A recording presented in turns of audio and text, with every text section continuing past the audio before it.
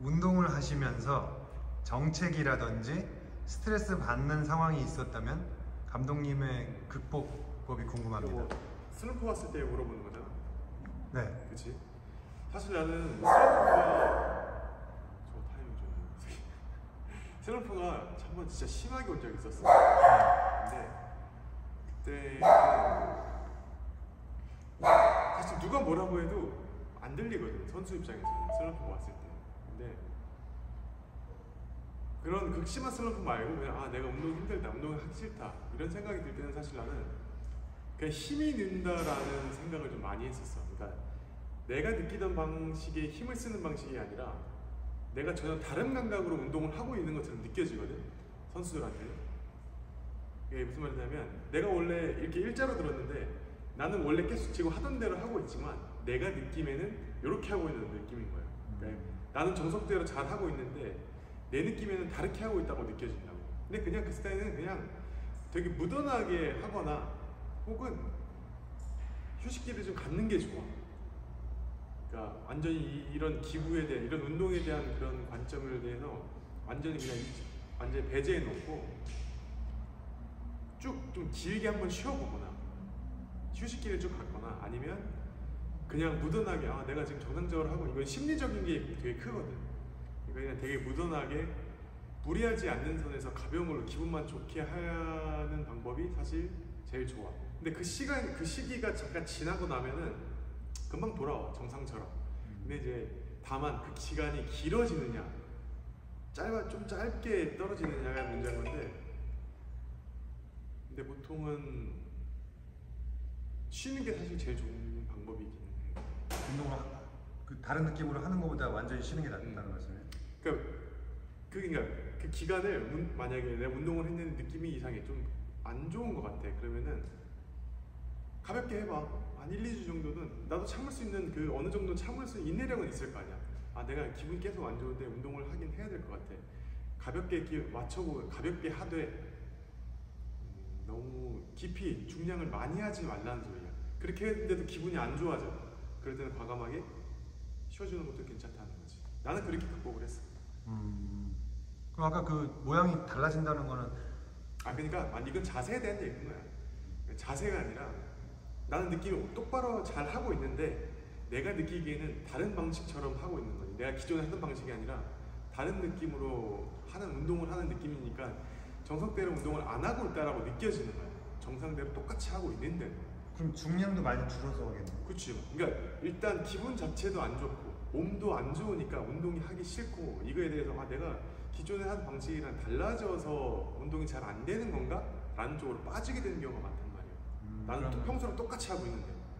그러면은 평소 중량을 생각 안 하게 돼. 그치. 안 하는 게 나은 거야. 내가 몸이 좋을 때 100kg를 들었는데 내가 아무리 몸 관리를 하고 컨디션 조절을 해도 80kg밖에 못 들어, 70kg밖에 못 들어. 아니 혹은 더 줄어들 수도 있어. 그런 상황에서는 아주 가볍게 해서 기분만 좀 산뜻하게 만들어주거나, 그렇게 했는데도 나중에 케어가 안 된다 그러면 과감하게 운동에 대해서 신경 쓰지 않고 쉬어주는 게 낫다는 거야. 인생에서 들어올리기 힘들었던 순간은 무엇이었고 어떻게 극복하셨는지 궁금하네요. 사실 제일 힘든 순간은 내가 방금도 얘기했듯이 슬럼프가 왔을 때야. 사실 선수한테 어느 순간이 제일 힘들어라고 하면 매 순간 힘들기도 하지만 어떻게 보면 지나고 나면 또 그렇게 힘들지 않았던 것 같기도 할 거야. 근데 이제 선수 생활을 하다 보면은 분명히 그 슬럼프라는 시기가 한 번쯤은 와. 누군가는 왔다가 그냥 안 온 것처럼 사라질 때도 있고, 정말 너무 진하게 와서 막 운동을 그만두고 싶기도 하고 막 그런 사람이 있을 거야.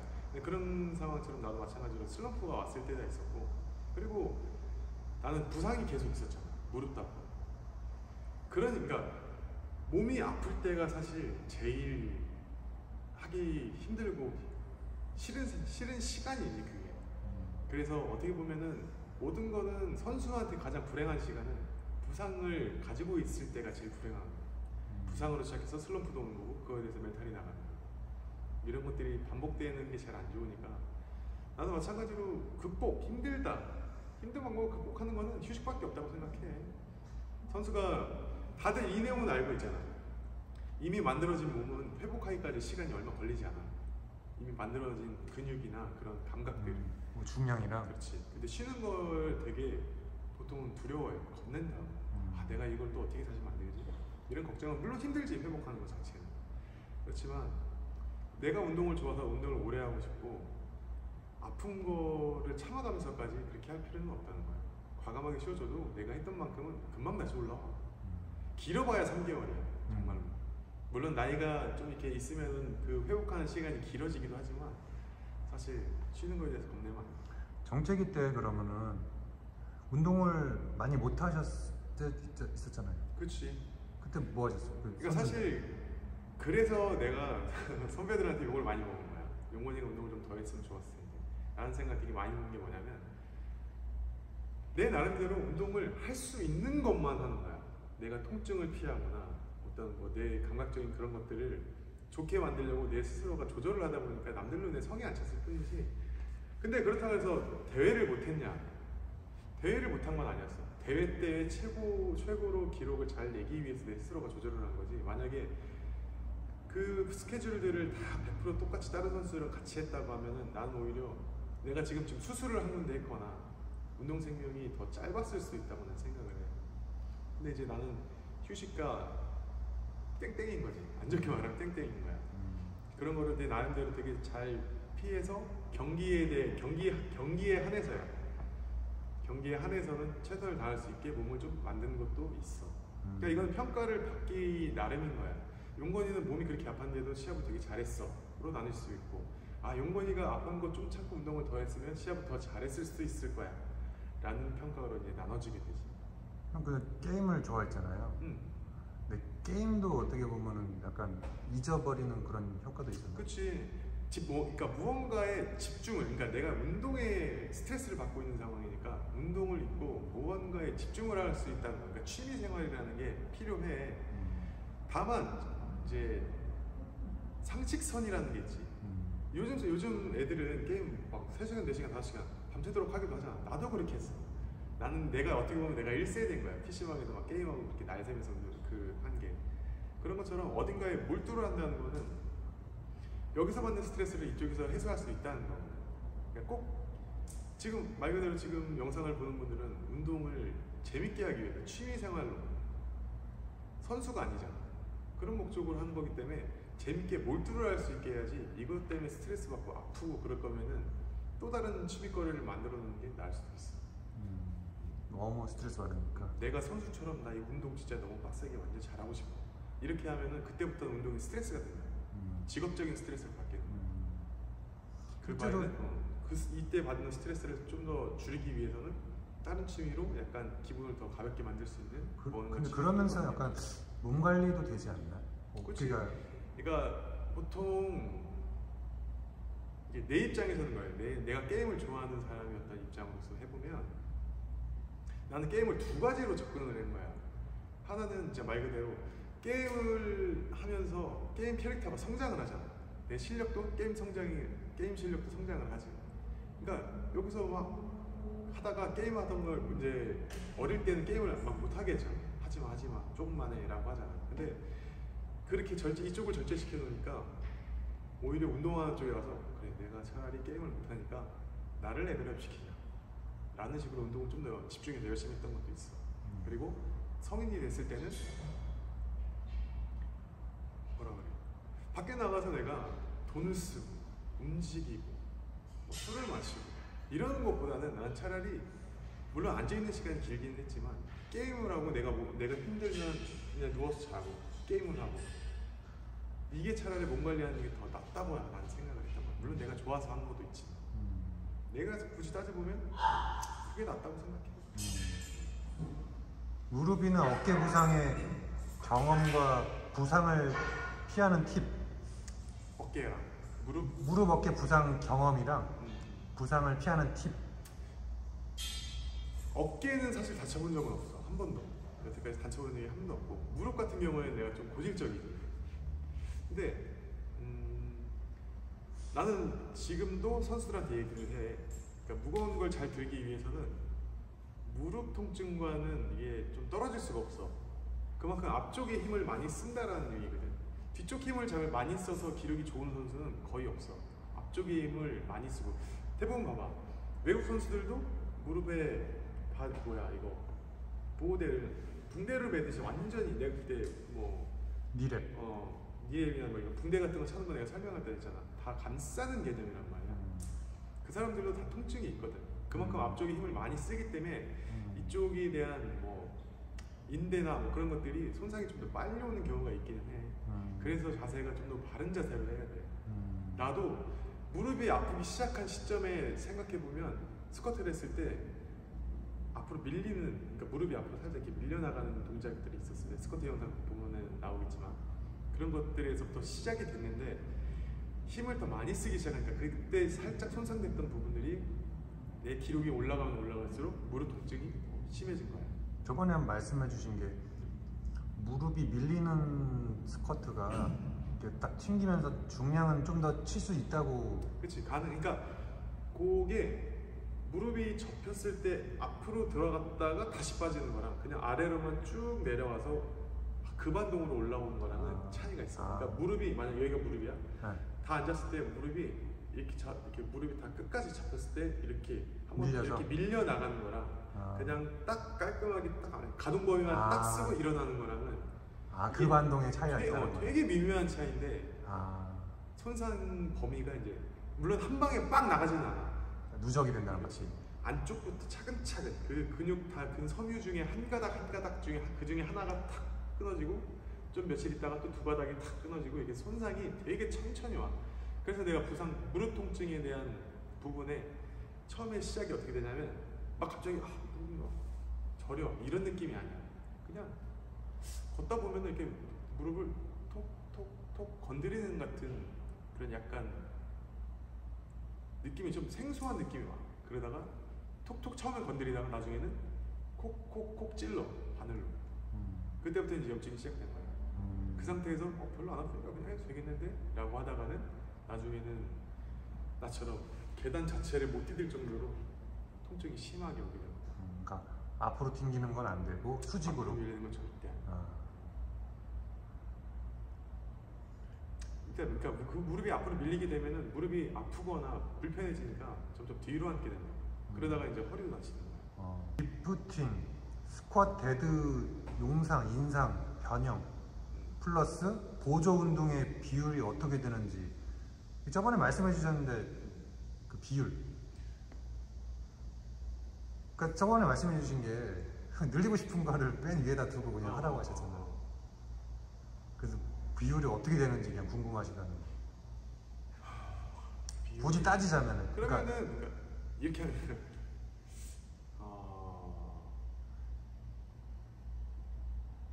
이걸 어떻게 생각해요? 근데 이게 저는 진짜 생각난 게 인상 영상 부족한 사람은 좀 더 인상 영상 치중하고 하체 격이 부족한. 그래 사실 그게 제일 심플하게 대답하는 거긴 한데 비율을 정하라고 하면은 그러면 이런 거지. 예를 들어 100으로 잡으면은 4, 4, 4, 4, 1, 1인 거예요.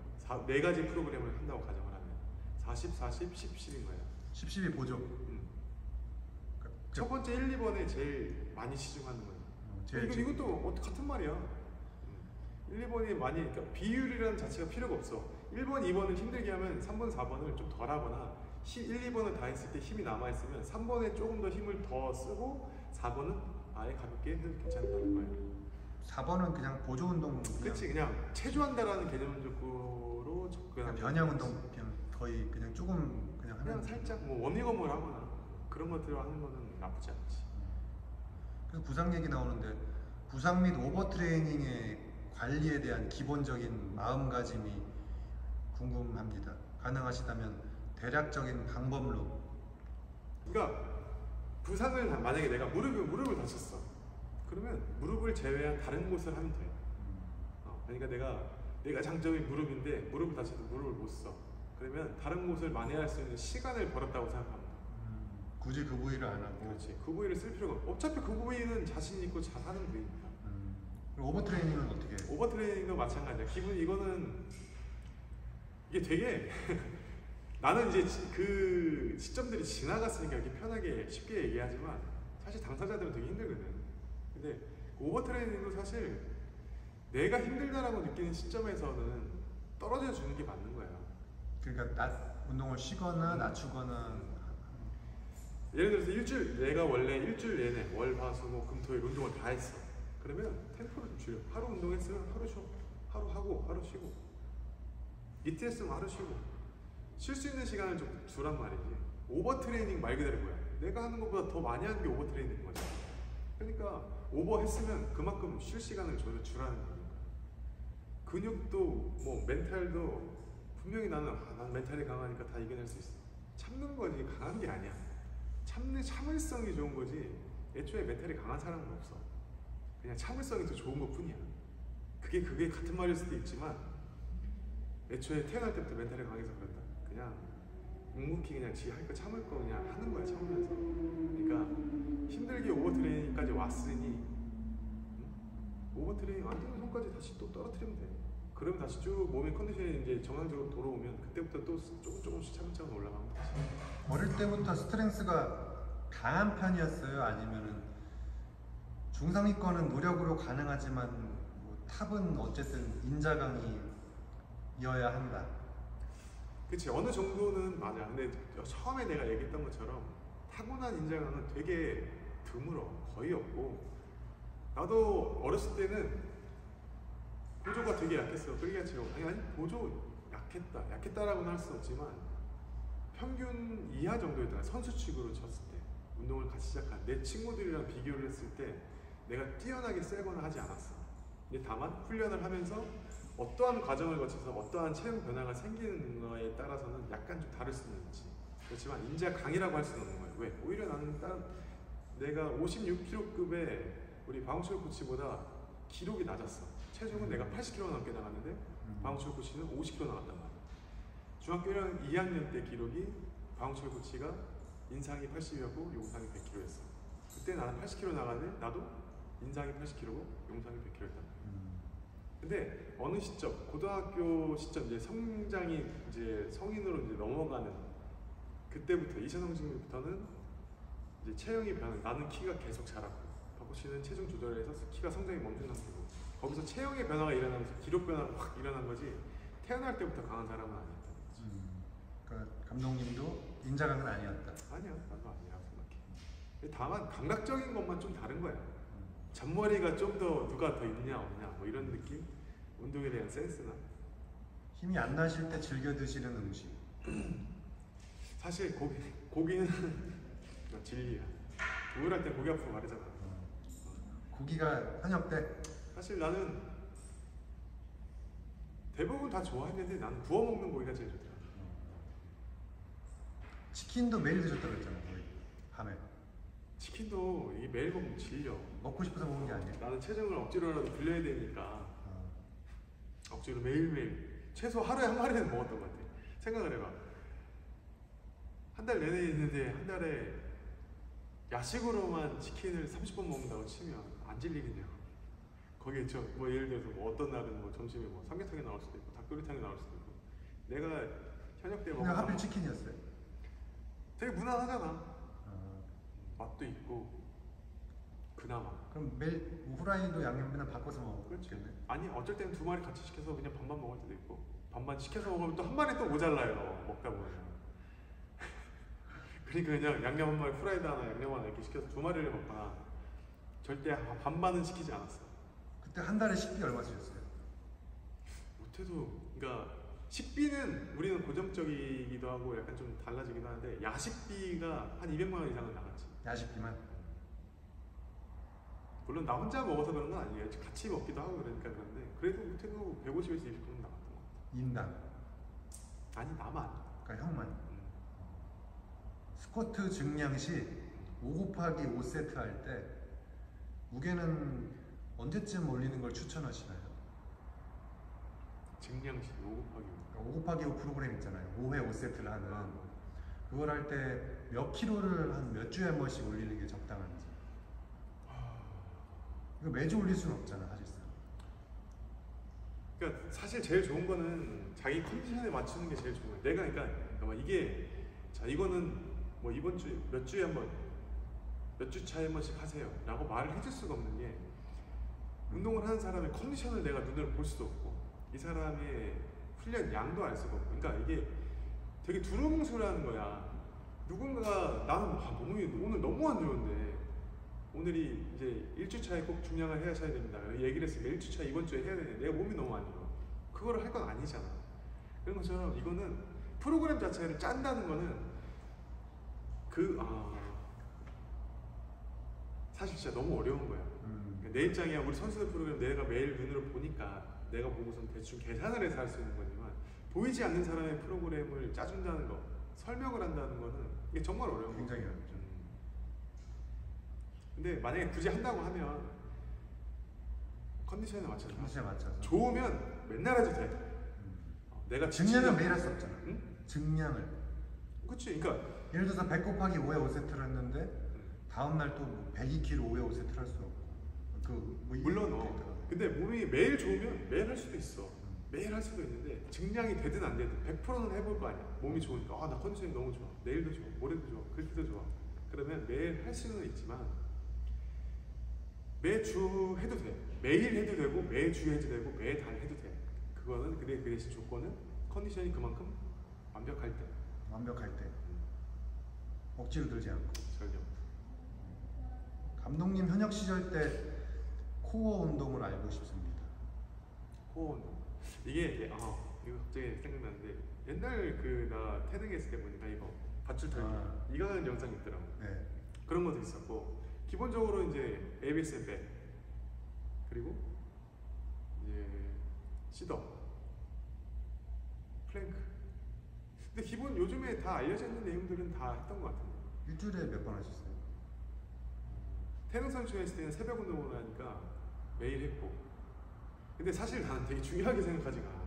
우리는 코어 운동을 할 필요가 없어. 사실 할 필요가 없다라고 하면 좀 그렇지만 이미 스쿼트나 데드리프를 할 때 복압 훈련을 하고 있어.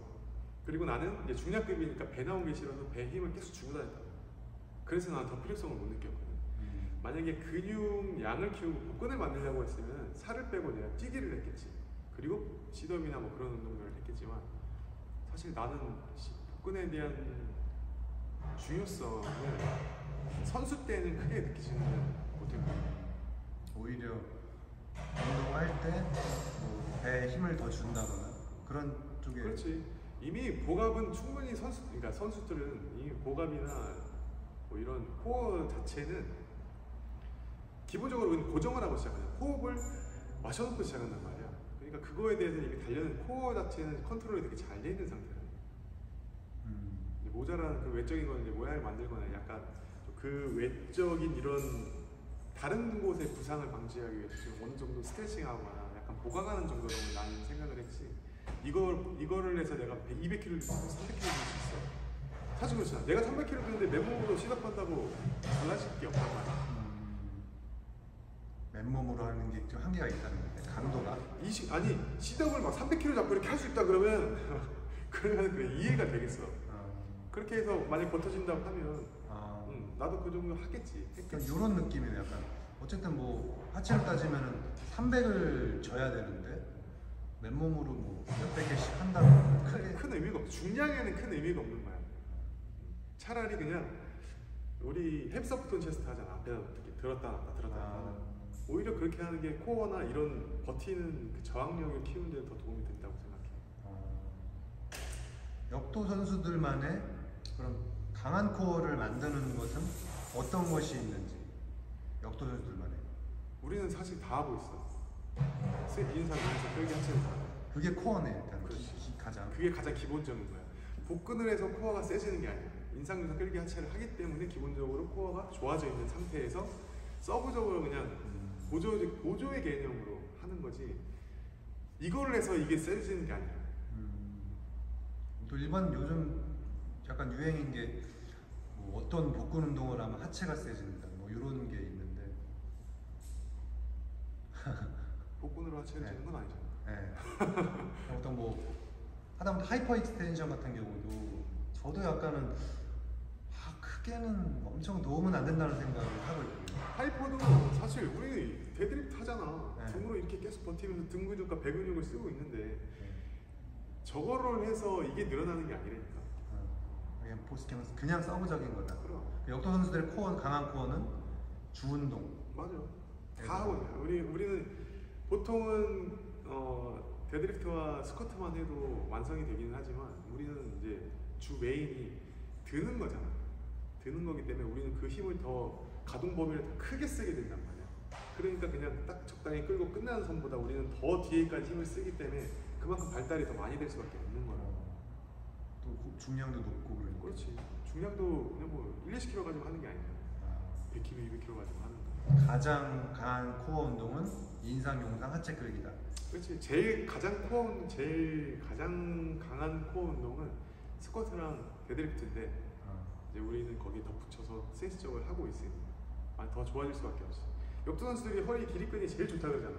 풀 수밖에 없어. 계속. 그리고 역도 선수들도 그 중에서도 엉덩이가 높아져 있는 선수들은 길이끈이 더 발달했겠죠. 허리를 더 써서? 그렇지. 등을 더 많이 쓰니까. 체형의 차이가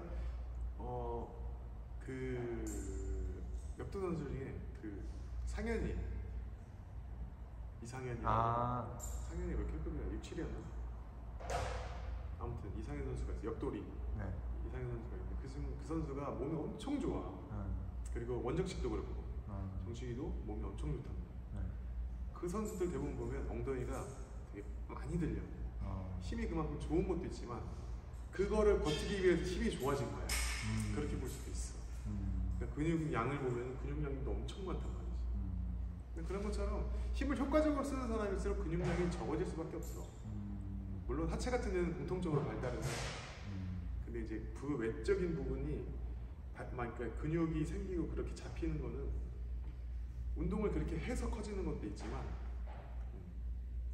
타고난 것도 있을 수 있지. 마지막으로 엉덩이를 낮춰서 끌기를 하는데 허리가 빨리 지친다고. 그건 봐야 알죠. 허리가 엉덩이를 낮춰서 되는데 엉덩이를 낮춰서 하는데도 허리가 빨리 지친다고. 그러면 그거는 약간 자세가 좀 불안정한 상태일 수도 있어. 그러니까 보통 자연스럽게 내가 그때 얘기한 것처럼 배가 이렇게 허벅지에 들어가게끔 잘 앉아서 허리가 자연스럽게 펴지면은 허리가 좀 덜 지친다기보다는 허리가 사실 크게 할 그건 없고. 근데 허리가 지친다는 거는 분명히 등을 더 많이 쓴다는 얘기거든. 다리를 써서 일어나는 것보다는 등을 더 많이 쓰는 거기 때문에 엉덩이가 빨리 들리는지를 확인해 보면 되고. 딱 엉덩이를 낮췄는데 내가 끌기 딱 시작했어. 그럼 엉덩이가 이렇게 확 먼저 일어나지 않는지를 확인하면 돼요. 혹은 등이 제대로 펴지지 않았는지를 확인해 보면 돼요. 등을 억지로 펴려고 힘을 계속 이렇게 주고 있지만 실제로 등이 안 펴진 경우가 여기가 되게 힘들 수밖에 없거든. 대부분 그 두 가지 중에 하나인데 제일 좋은 건 내가 눈을 보는 게 제일 좋지. 감사합니다. 야.